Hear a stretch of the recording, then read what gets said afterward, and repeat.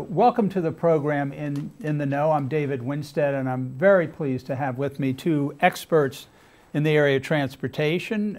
We have Bryan Barnett-Woods, who is Chief Transportation Planner for the City of Rockville, and Wes Guckert, who's President of the Traffic Group, a private sector firm in traffic engineering and planning. And thank you all for joining. Again, I think the audience here of the municipalities and residents in Montgomery County is a very good one to hear about some of the things you all are aware of and some of the opportunities that you can talk about. Wes, I might start, about 3 weeks ago, USDOT came out with announcements as a result of this huge funding, the billions of dollars of funding in the Bipartisan Infrastructure Bill. They specifically talked about, I think, $6 billion over 5 years directed to grants from municipalities, planning agencies, state agencies, county departments of transportation, in terms of getting money to plan for safe streets for all is the name of the program.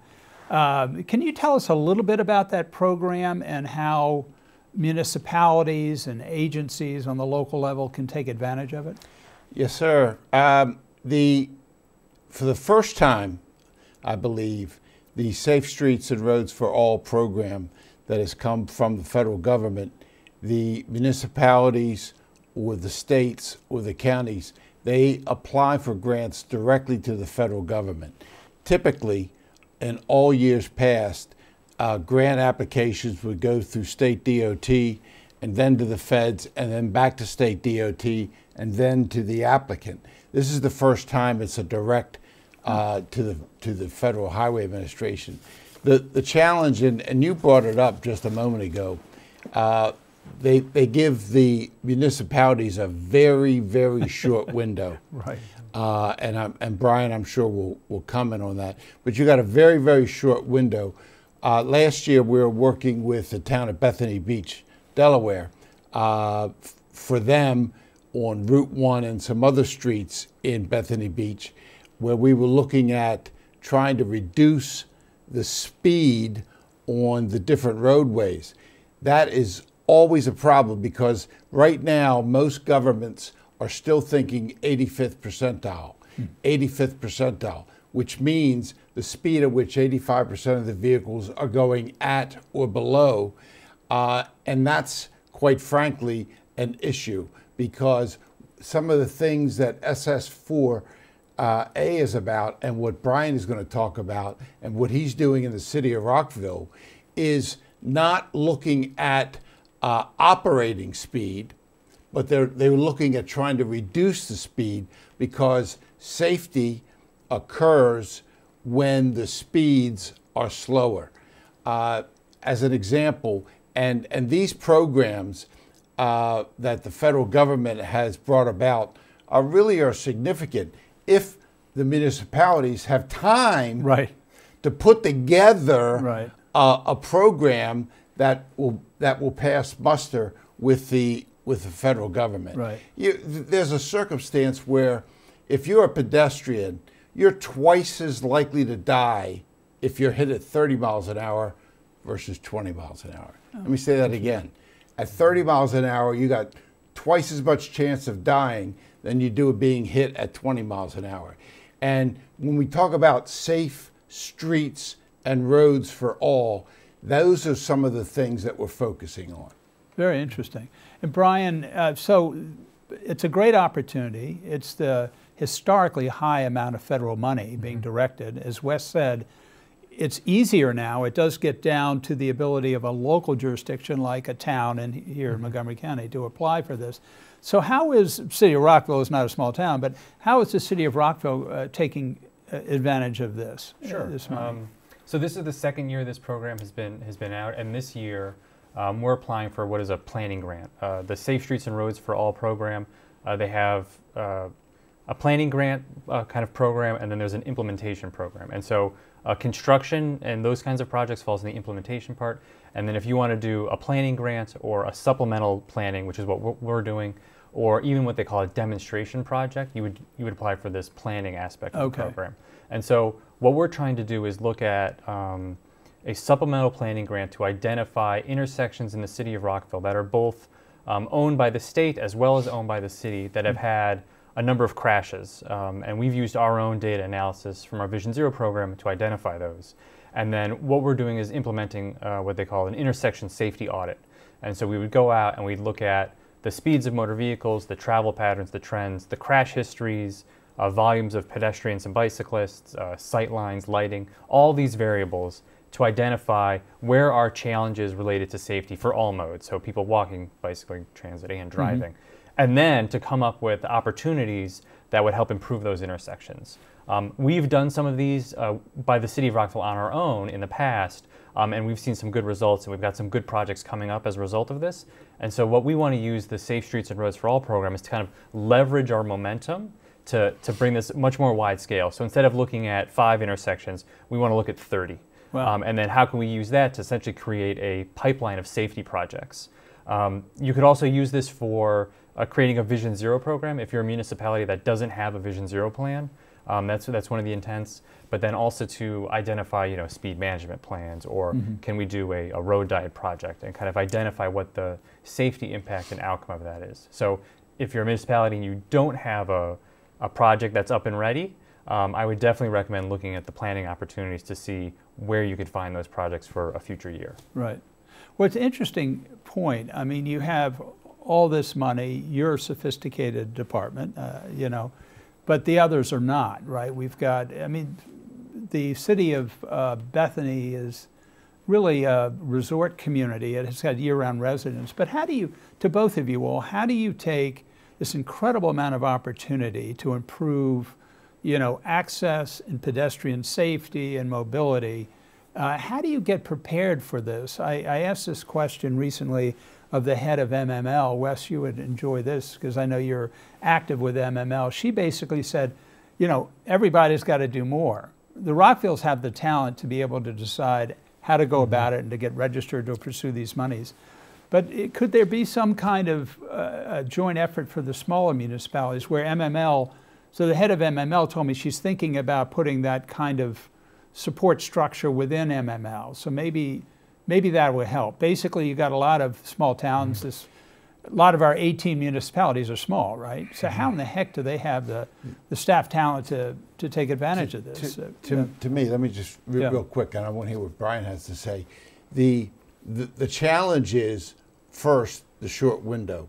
Right. Second is the money. And so the challenge is for these munis to be able to find money to do studies, to either find money to do studies, which then allows them next year to go for implementation, correct? Right. Or to write a grant to get them money to do the studies, which is the planning portion that Bryan was talking about. The munis, I believe, the small munis, Bethany Beach, or the munis that might have a couple thousand residents, is these types of things, these processes are not high on their list. Right. And it's until and yet they are looking for money to deal with public works issues or exactly. The other challenge is that we've been asked to help munis do the implementation or to do the grant writing. The challenge is, and I want to hear what Bryan has to say, what we've seen is that there's so much proprietary information that's needed there. You just can't have somebody like our firm come in and write a grant for them because they have to have all of the financial stuff and information available. Am I correct on that? So partly. So a lot of the grant information does require an understanding of crashes within jurisdictions. Got it. And the data survey you did. Yeah. And that you got a lot of it from Vision Zero review. Yeah, so the City of Rockville has a Vision Zero program, and as part of it we have what we call a crash analyses. Right. And so we look at the crashes for a 5-year period. And so we know how many crashes happened between 2017 and 2021, and I can put that information aside. Right. For municipalities that may not have that information at hand, the county actually does provide that information free, and they update it. It's a Data Montgomery. It's part of their the county's data portal, and you can get all of the crash information, and you can sort it by type of crash. So whether it's pedestrian or bicycle or motor vehicle crash, whether it was a serious injury or a fatality. And so you can use that information for an application. Smaller municipalities can also, they have joint applications, and so they could work with their neighboring jurisdictions, and they may be able to provide a more competitive or compelling case. But I also wouldn't back off of the idea of coming up with a plan. The Vision Zero Action Plan is for the city of Rockville. It's been a great guide, and it really does set up a work program for the city.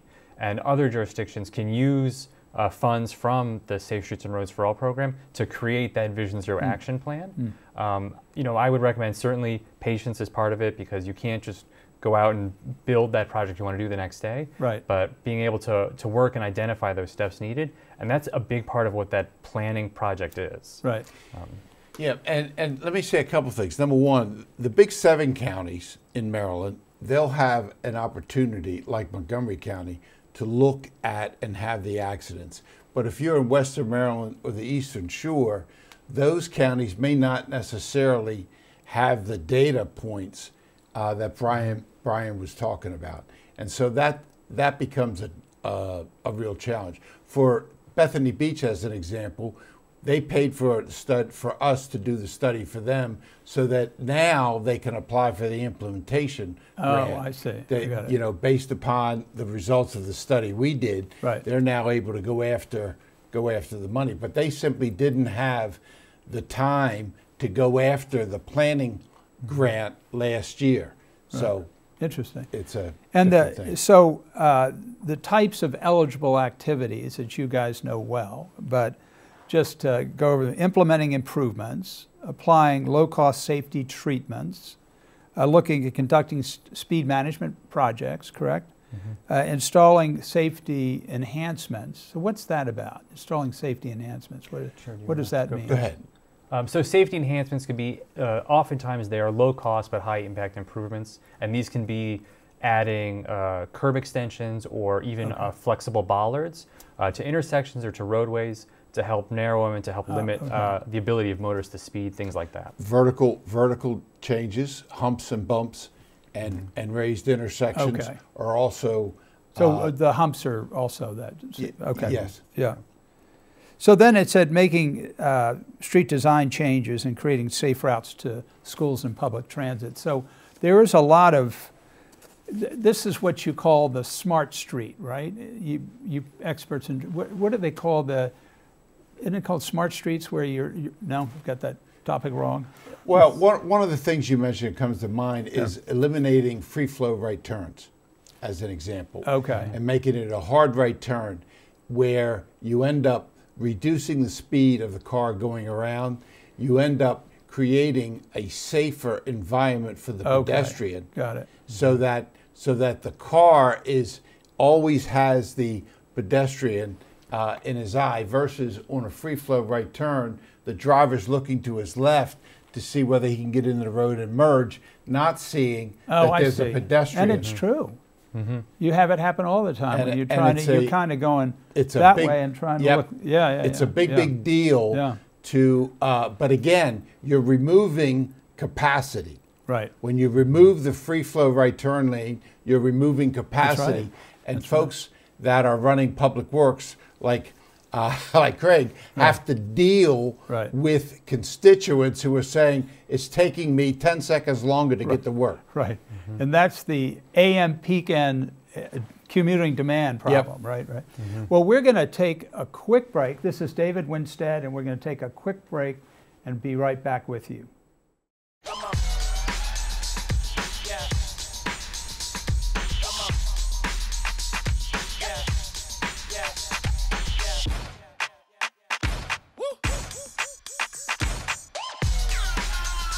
You're not going to get it all right.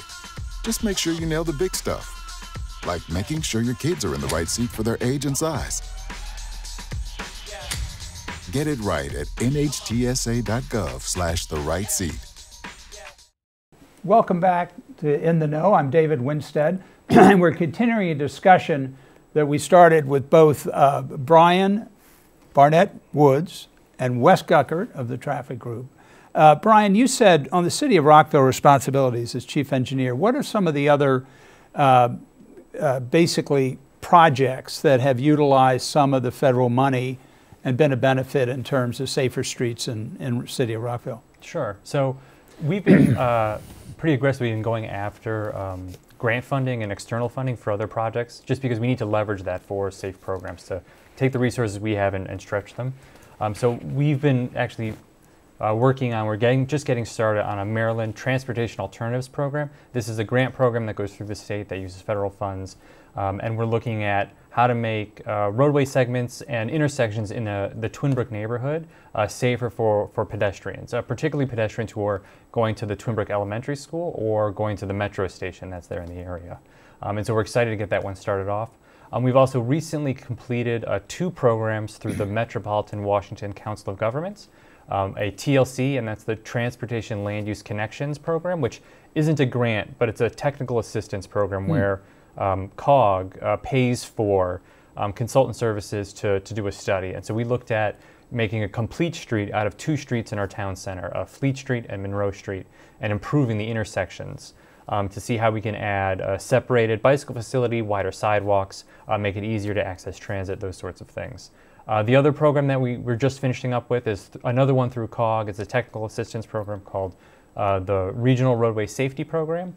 And we looked at doing a corridor safety on Beale Avenue in our town center, and looking at how we can make 2 intersections, Maryland 355 in Beale and then Maryland Avenue in Beale, safer for people walking and bicycling and driving as well.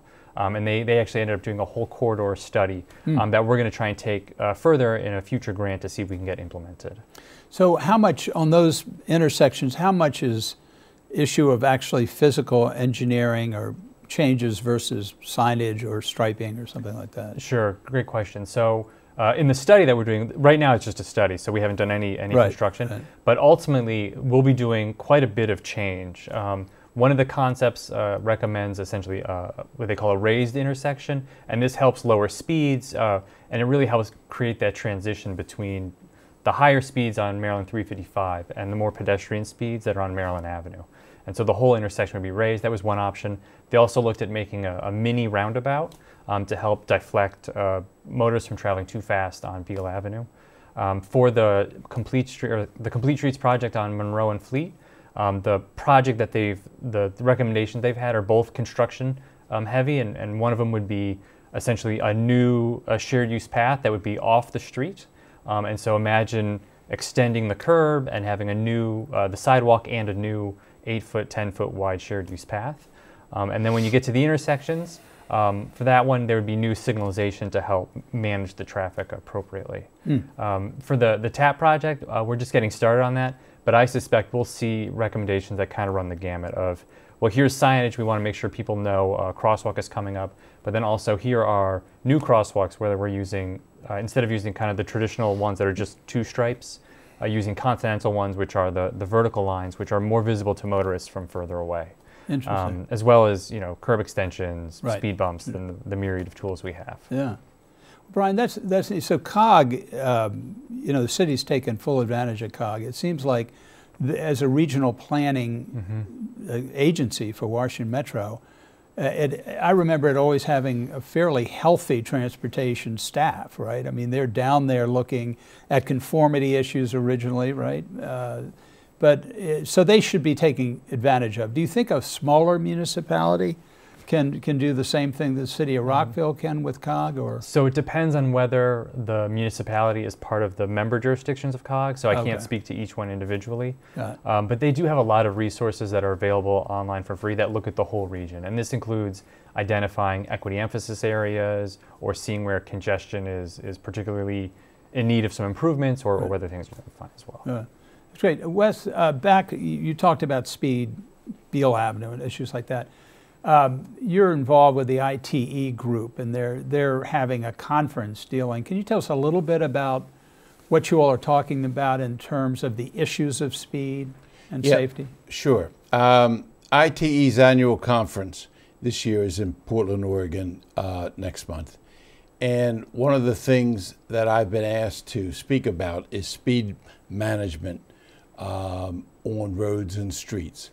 And interesting that we've got a challenge here, and we talked about it a little bit earlier, and that is all along we're trying to reduce and manage speeds because we know that slower speeds create safer roads for both cars and pedestrians and bicyclists. On the other hand, you've got a circumstance where communities will be picking up the phone and calling Brian or calling Craig and say, we've got too much congestion. In fact, you even talked about it a little bit earlier about your wife Paige being frustrated because she can't get from point A to point B faster. Right. But the fact is that the number of fatalities, and notice that the lingo has changed from being called an accident to being called a crash. We in the transportation industry no longer call them accidents, we call them crashes. Oh, really? Okay. And you'll always hear them referred to as crash. But the fact is that fatalities in 2013 were 19% from speed-related crashes. Okay. It has grown to 29% in 21-22. The speed-related fatalities is going up, and it continues to go up. And that's why Bryan and towns and cities like Rockville are spending so much time on dealing with crashes that can be preventable if you reduce the speeds. If you do complete streets and you reduce the number of lanes, narrow the lanes, add parking, add cycle tracks, add pedestrian crossings, remove free flow right turn lanes, all of those things will help to reduce speed and improve the crashes and the criticality of the crashes. However, at the same time,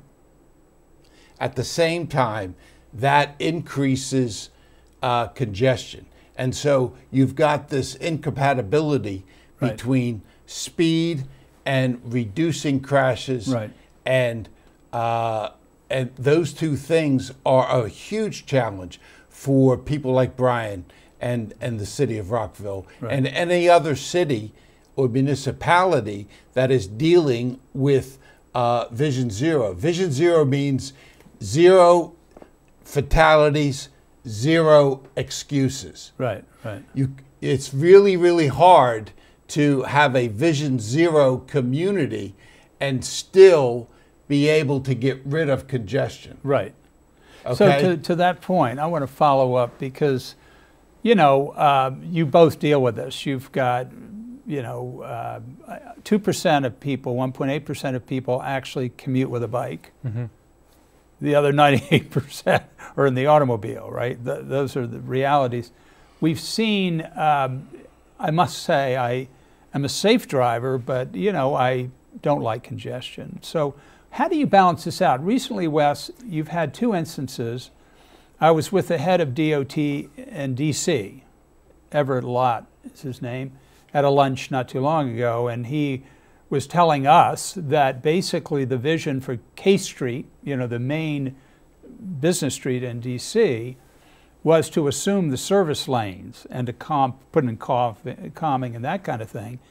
And it got overruled. The council just was so concerned. The Board of Trade, the Federal City Council were saying, deliveries won't be able to park. You'll have the delivery trucks closing all but one lane, and people will be backed up on 16th Street down to the White House. The Secret Service will be upset. And so it's a real issue. And what we've seen in the last 6 months is both a reversal of the K Street vision, where they're not touching the service lanes because of opposition of business, the reality of drivers, the needs to, some people are still driving downtown DC. Now, it's only 2 or 3 days a week, not 5 days a week like it used to be. And then here in Montgomery County, West, the Little Falls, is it Little Falls Parkway? Mm-hmm. So they had a plan, County DOT had a plan to literally shut down, expand the bike lanes on a critical link between River Road and Bethesda, basically. The community went up in arms. The people literally, I mean, these aren't commuters through the community. These are members of the community. They just said, this is impossible. We can't get anywhere. We can't get a kid to school. We can't go to the grocery store. The council pulled the funding. Montgomery County Council pulled the funding. So how do you guys are the experts. How do you balance the reality, even with post-COVID commuting being theoretically 2 less days a week on average, right? Even so, you would think about it. Maybe it's even more off hour, right? Because you do have the flexibility of your telework of leaving, the house at 8 or 10 rather, and coming back at 7. So, but how do we deal with this? Because you do have 2 major situations that I've just mentioned have been reversed. And candidly, I can understand the public concern about not being able to get out of one's house. I get it. To the school. The problem is the elected officials are now today bowing to the congestion issue. Tomorrow, when someone is killed with a crash, right. The pendulum is going to swing the other way.